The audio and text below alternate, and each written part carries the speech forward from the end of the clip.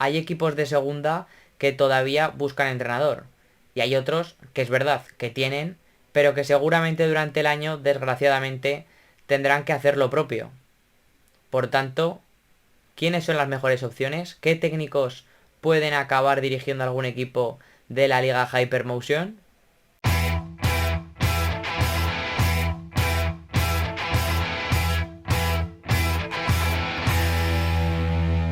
Muy buenas y bienvenidos a un nuevo vídeo en el canal. En esta ocasión toca hablar de entrenadores. Hemos hablado mucho de equipos, hemos hablado mucho de futbolistas. Hoy toca hablar de los técnicos, de los mejores que hay en el mercado bajo mi punto de vista para entrenar equipos en la categoría de plata del fútbol español, en la Liga Hypermotion, ya sea porque han caído de primera, ya sea porque lo han hecho bien en segunda y pueden dar un paso más. Hay muchas opciones diferentes, así que vamos a hablar de ellas. Pero antes de comenzar quiero hacer varias menciones especiales. La primera de ellas es la de, para mí, máximo nivel, que es la de Luis García Plaza. No lo he metido en este vídeo porque para mí es un entrenador que debería encontrar equipo sin demasiada complejidad en primera división. Creo que su trabajo en varias etapas, pero sobre todo el último, que es el más reciente y por tanto el más recordado y el más fácil de observar, es el del Deportivo Alavés, y creo que con ello desde luego que tendría que mantenerse en la élite. Podría bajar a segunda, pero para mí no es una opción tan clara porque creo que lo dicho, que tendría que quedarse por encima. Y otras dos posibilidades son las de Borja Jiménez y la de Diego Martínez. Ambos han descendido con su equipo a segunda división. Son dos entrenadores que acaban de terminar la temporada, que acaban de terminar con un equipo. Yo he ido a buscar otro perfil de técnico y luego además es que creo que de esta lista ellos tendrían alguna posibilidad de encontrar acomodo en la élite, sobre todo, como digo, en el caso de Borja.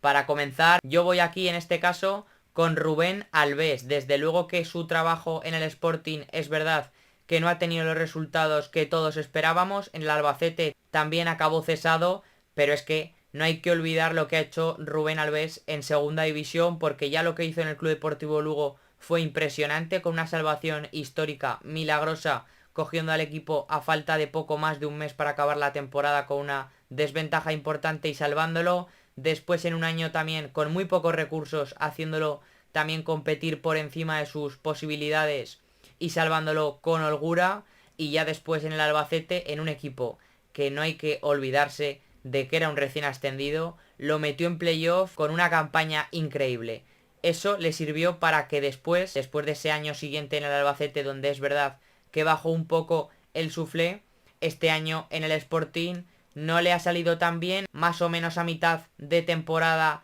estaba cerca de los puestos de playoff, estaba peleándolo, pero en la segunda vuelta es verdad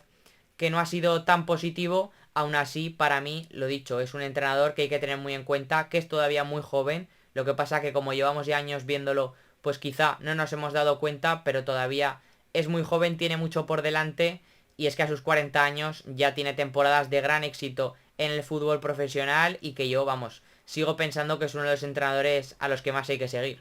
Hablamos de una idea muy clara por ser ofensivo, por arriesgar, por ser valiente sin balón, ir muy muy arriba en la presión, un equipo tremendamente vertical, agresivo, intenso, con ritmo muy alto siempre en sus equipos, porque así es como entiende Alves el fútbol. Vamos con otro entrenador que viene además de primera división, ha entrenado muy poquito en la élite. Yo creo que no ha salido bien en parte por cómo venía ese equipo la temporada anterior, por cómo acabó él, que acabó el último día, el día más tarde en segunda división. Y desde luego que sí, que hablo de Luis Miguel Carrión, un entrenador que ya había hecho un gran trabajo en esta categoría y que ese salto a la Unión Deportiva Las Palmas pues seguramente no llegó en el momento perfecto, en el momento indicado, por, como digo, la dinámica que arrastraba el equipo canario del año anterior, por cómo acabó el Luis Carrión, que prácticamente no tuvo ni vacaciones porque acabó el último día en ese playoff de ascenso que perdió con el Real Oviedo ante el Real Club Deportivo Español, y es que 2 semanas después estaba empezando con la Unión Deportiva Las Palmas. Por tanto, creo que fue una lástima, porque para mí sin duda tiene nivel de primera, pero desde luego que tras esa experiencia seguramente lo acabaremos viendo en la categoría de plata. También un gran gestor, un técnico que siempre apuesta por también ir hacia adelante, ritmo alto, intensidad, verticalidad. Es verdad que seguramente con un puntito menos de desorden, bien entendido, porque en este caso yo creo que para mí es un entrenador más de fútbol control, posesiones más largas, intervencionista, ha hecho un gran trabajo también, lo hizo en el Numancia, es verdad que acabó descendiendo con una segunda vuelta horrible hace ya 5 años, pero es que después en el Cartagena lo bordó y desde luego que en Asturias se confirmó como un entrenador total. Otro que le da mucha importancia a esa presión tras pérdida, esa presión también intensa, alta, de arriesgar, de ser un equipo pues que sí, que cuando puede verticalizar lo hace, pero que si tiene que dar un pase hacia atrás, si tiene que calmar y tener una posesión más larga, más continua, también lo puede hacer. Vamos ahora con el gallo, con Joseba Echeverría, para mí otro de los mejores entrenadores que hay en la categoría, que ha hecho un gran trabajo en la Sociedad Deportiva Eibar, porque sí, este último año, esta última media temporada no ha salido tan bien como esperaba, pero es verdad que la pérdida de calidad fue bastante notoria, que fue bastante importante, que perdió jugadores de gran nivel y que el equipo desde luego que tenía que dar un paso atrás, aunque evidentemente eso era muy duro después de 3 años peleando por lo máximo. La temporada pasada estuvo ya realmente bien, quedándose a un punto del ascenso directo otra vez para el club. Ya demostró su capacidad en el Mirandés, también antes en el Tenerife y entre medias y también antes lo había hecho en el Bilbao Athletic, que es un técnico también propositivo de tener la pelota, de ser vertical cuando puede, de mucha energía, un gran gestor también, de ritmo alto pero también equilibrado, un técnico para mí que ha hecho un gran trabajo, que ha matizado siempre sus equipos según ha estado en uno o en otro, no es que lleve su idea hasta el final, sino que también se ha logrado adaptar y por tanto para mí desde luego que tenía que estar aquí. Vamos con un entrenador que en primera estuvo ya unas cuantas temporadas con el Levante, por ello hablo en este caso de Paco López, un técnico que hizo un gran trabajo en la élite, que es verdad que al final se acabó cayendo a segunda con el Granada, logró ese ascenso, pero después volvió a caer para entrenar al Cádiz en una primera vuelta que no salió bien en esta misma temporada y que complicó las cosas para él, que obviamente ya ha tenido que ir bajando escalones. Siempre hemos asociado al fútbol de locura, al fútbol de mucho intercambio de golpe, muy directo, muy vertical, de mucho ida y vuelta, que quiere tener la pelota, asumir riesgos, proponer y que normalmente a sus equipos defensivamente les suele costar un poco más. Creo que no ha tenido suerte en sus últimas experiencias, igual que alguno de los casos anteriores, pero también para mí es un entrenador que tiene capacidad de sobra y que por tanto tenía que estar en esta lista.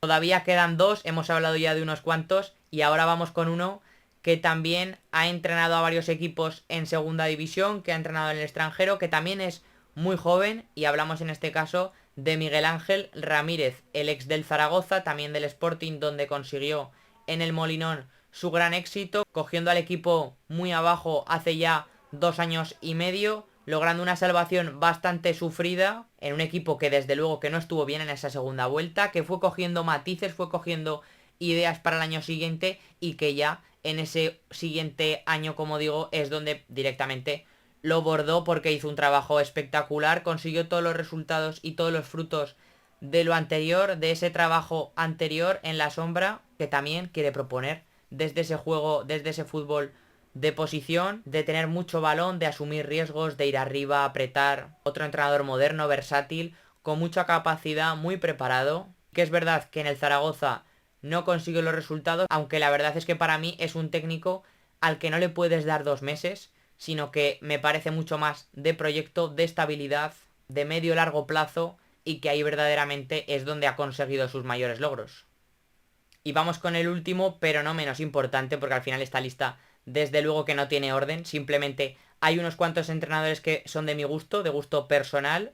Todos ellos por supuesto han tenido sus éxitos en la categoría de plata y por ello en este caso toca hablar de Jon Pérez Bolo. Ya demostró su capacidad, su talento en los banquillos dirigiendo a la Sociedad Deportiva Ponferradina. Es donde seguramente mejor estuvo, donde tuvo una etapa más prolongada, más larga, más exitosa, más impresionante, porque lo que logró fue increíble, ascendiendo al equipo a segunda división desde la antigua segunda B, logrando 4 años ahí muy importantes de mucho nivel en segunda división, peleando más por playoff que por simplemente una salvación y sin duda convirtiéndose en uno de los técnicos más importantes de la categoría. Es verdad que su siguiente paso al Real Oviedo no fue positivo, también es verdad que estuvo muy poco en el cargo y que tuvo muy poca oportunidad. Después en el Burgos pudo resarcirse, además sustituyendo a un técnico que era muy difícil de sustituir tras una etapa tan potente como la de Julián Calero. En el plantío tiene mucho mérito, por tanto para mí mucho valor. Tuvo ese primer año que para mí fue súper positivo y es verdad que esta media temporada primera no ha estado tan bien, pero es un entrenador que también ha conseguido grandes cosas que siempre asociamos al norte por sus características de juego muy directo, vertical, no tener mucho balón, pero sí ser agresivo, intenso, valiente, sin balón. Seguramente también veremos pronto en la Liga Hypermotion. Así que espero que os haya gustado este análisis de, para mí, varios de los entrenadores más interesantes del mercado para la categoría de plata, para segunda división. Hemos hablado de unos cuantos, hay otros muchos que pueden estar por ahí, también incluso viniendo de primera ref, como el caso de Sergi Guillo, que está sonando tan fuerte para la Sociedad Deportiva Huesca, también el caso de otros de primera división que pueden dar un paso atrás. Hay muchas opciones, muchas posibilidades, estas han sido las mías. Dejadme como siempre un buen like, que se agradece mucho, una suscripción para seguir creciendo y nos vemos en la próxima.